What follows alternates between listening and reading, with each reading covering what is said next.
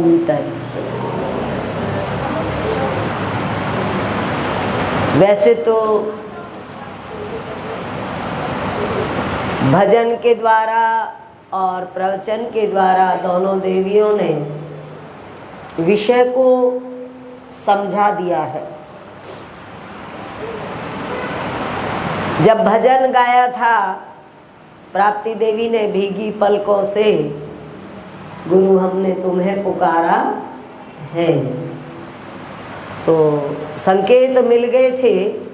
फिर हमारी वेद श्रद्धानंद ने बताया आज के दिन के बारे में। गुरुजी का जन्म हुआ था जब गेहूं बोई गई थी और गुरुजी ने प्रस्थान संसार को छोड़ा था जब गेहूं काटी गई थी। इतना बड़ा जीवन गुरुजी का। यानी देखो, जब गुरुजी आए तो हरियाली और गए तो उजाड़।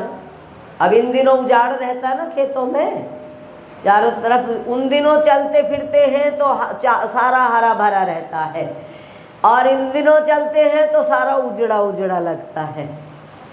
तो ये एक ऐसा संकेत था कि जितना जीवन गुरुजी आए तो हरा भरा कर गए हम सबको, और जब गए तो ऐसा लगता था। वैसे तो फसल घर आ जाती है तो पर बाहर खेत उजड़े लगते हैं। फसल दे के चले गए, पका के चले गए, और हमारे जैसे कहते रह गए, ब्रह्मानंद जी तो दिल के कठोर निकले, बीच सागर में नैया मेरी छोड़ निकले। ब्रह्मानंद जी तो दिल के कठोर निकले, बीच सागर में नैया मेरी छोड़ निकले, बीच सागर में नैया मेरी छोड़ निकले। मेरी आयु 12 साल की थी उस वक्त में। कुछ ऐसी कृपा थी, ये बड़ी कृपा होती है। गुरु से प्रेम और प्रभु से प्रेम और संत से प्रेम जिसके अंदर आ जाए तो समझो बहुत बड़ी संपत्ति उसके पास आ गई है। और मुझे इतना अंदर से आनंद मिलता है कि जब मुझे कुछ भी नहीं पता था, ऐसी अवस्था में गुरु प्रेम मेरे भीतर आ गया था, संत प्रेम मेरे भीतर आ गया था। वो बड़े आनंद के दिन थे जब संत रत्नी देवी जी को भी मैं नमन करती हूँ, क्योंकि उन्होंने ही गुरु ब्रह्मानंद जी से जोड़ा मुझे। तो जब संत रत्नी देवी जी मेरी जन्मभूमि में आते थे, इन दिनों वहीं थे, और वो गुरुजी की बात बताते रहते थे, और हम ऐसे दिल से सुनते थे जैसे आजकल तुम फोन पे व्हाट्सएप चलाते हो, न्यू करके नहीं, उस पर पागल, कहीं भी देख लो, कहीं देख लो, स्टेशन पे देख लो, एयरपोर्ट पे देख लो, फ़ोन लेके ना न्यू करते रहे सारा दिन, है ना। और ऐसा लगे भी इससे ज़्यादा प्यारा इनको कुछ भी नहीं है। उन्हें पता ही नहीं होता आगे पीछे क्या हो रहा। हमारी हालत ऐसी थी। गुरु जी की जब चर्चा करते थे, गुरु जी की जब बात होती थी, तो हम बिल्कुल इसी तरह से मंत्र मुग्ध होकर उनके मुखारबिंद की ओर देखते रहते थे और श्रवण करते रहते थे। कानों से उनकी चर्चा का पान करना, आँखों से उनका दर्शन करना, क्योंकि जो बोल रहा है वो केवल बोलता नहीं है, उसकी आँखें भी बोलती हैं। अब जो यहाँ है, मेरे हाथ भी बोल रहे हैं, नहीं बोल रहे। जब कोई बोलता है तो वो केवल जुबान ही नहीं चलती उसकी आंखें भी चलती हैं, उसके हाथ भी चलते हैं, उसका पूरा शरीर बोलता है। ऐसे ही संत रत्नी देवी जी जब बोलते थे तो हम उनको ऐसे देखते थे जैसे इन्हीं में गुरु ब्रह्मानंद आ गए हो, ऐसे प्रतीत होता था। इतना प्यार अंदर से जागता था, ऐसी भावना अंदर से पैदा होती थी और उतनी ही श्रद्धा अंदर पैदा हो जाती थी।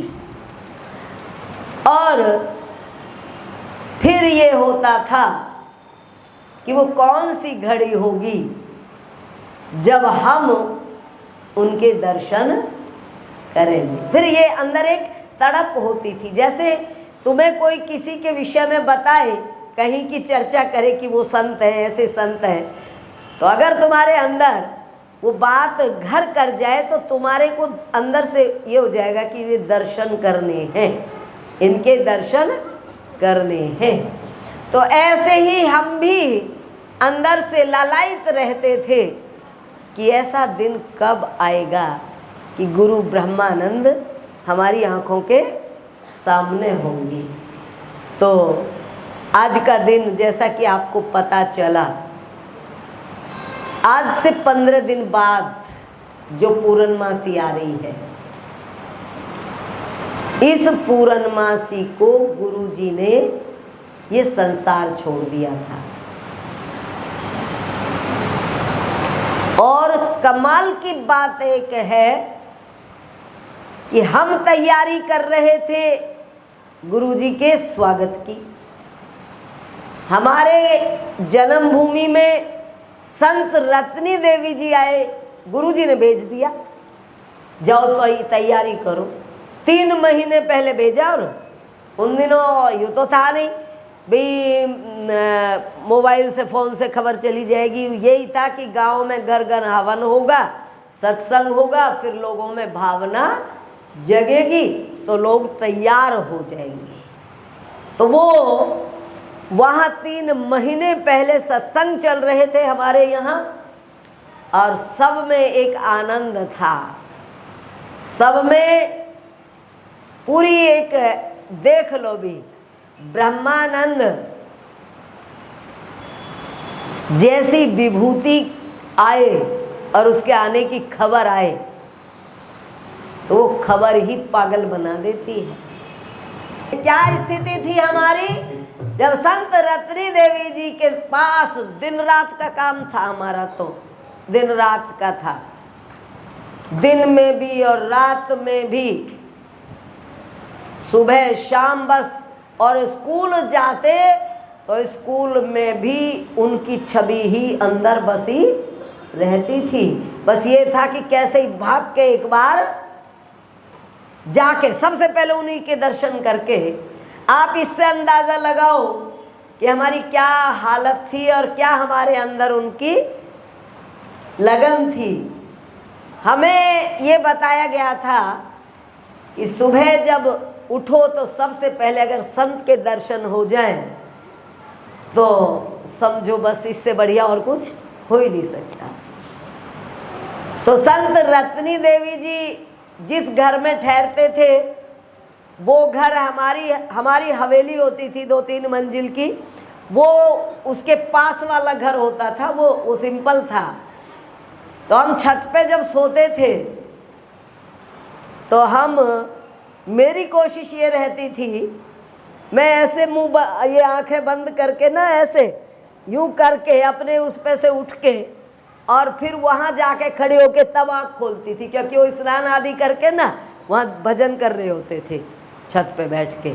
फिर मैं आँख वहाँ खोल के फिर दर्शन करके फिर हम किसी को देखते थे। ऐसा प्रेम जहाँ हो, और फिर अंदर से वो हमें और भी ऊंची हस्ती से मिलाने की बात कर रही हो, गुरु ब्रह्मानंद की बात कर रही हो। गुरु ब्रह्मानंद तो एक तरह से हम ये मानते जैसे साक्षात अवतार पैदा हुए थे। तो ऐसे अवतार के दर्शन करने की जब लालसा मन में हो, कितनी खुशी की बात थी, कितनी खुशी रही होगी कि गुरुजी आने वाले हैं। हम इतने अंदर से प्रफुल्लित थे, 3 महीने से चल रहा था हमारा। क्या करूं मैं बयां उस खुशी को जो दामन में दाता ने डाली, मेरी झोली में सद्गुरु ने डाली, मेरी झोली में सतगुरु ने डाली। खिल उठा है चमन मेरे मन का, खिल उठा है चमन मेरे मन का, हर कली खिलाने लगी है, हर कली रंग दिखाने लगी है। जब से पकड़ा है दामन प्रभु का, जब से पकड़ा है दामन प्रभु का, जिंदगी मुस्कुराने लगी है, जिंदगी मुस्कुराने लगी है। मिल गई मेरी हसरत को मंजिल, मिल गई मेरी हसरत को मंजिल, हर कली रंग दिखाने लगी है, दिखाने लगी है। जिसे पकड़ा है दामन प्रभु का, जब से पकड़ा है दामन प्रभु का, जिंदगी मुस्कुराने लगी है, जिंदगी मुस्कुराने लगी है।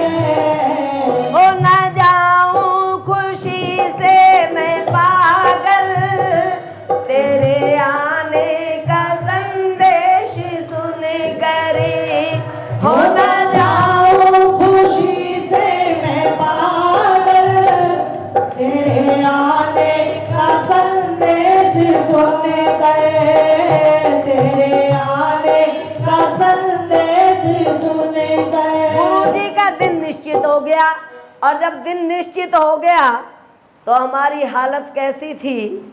हमारी हालत थी बोराए फिरने वाली, जैसे बोले हो जाए ना, जब एक ही बात बार बार दिमाग में टकराए और एक ही बात जुबान पे आए तो उसे क्या कहते हैं? बोले पागल हो गए, तो इसे कुछ और सूझ ही नहीं रहा।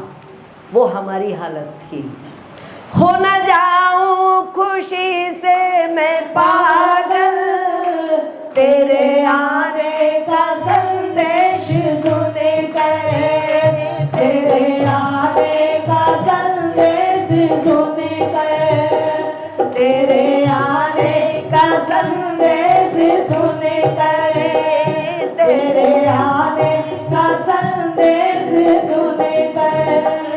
प्रेम प्याला तुम्हारा पी करे, प्रेम प्याला तुम्हारा पी कर, मस्ती जीवन में छाने लगी है, मस्ती जीवन में छाने लगी है।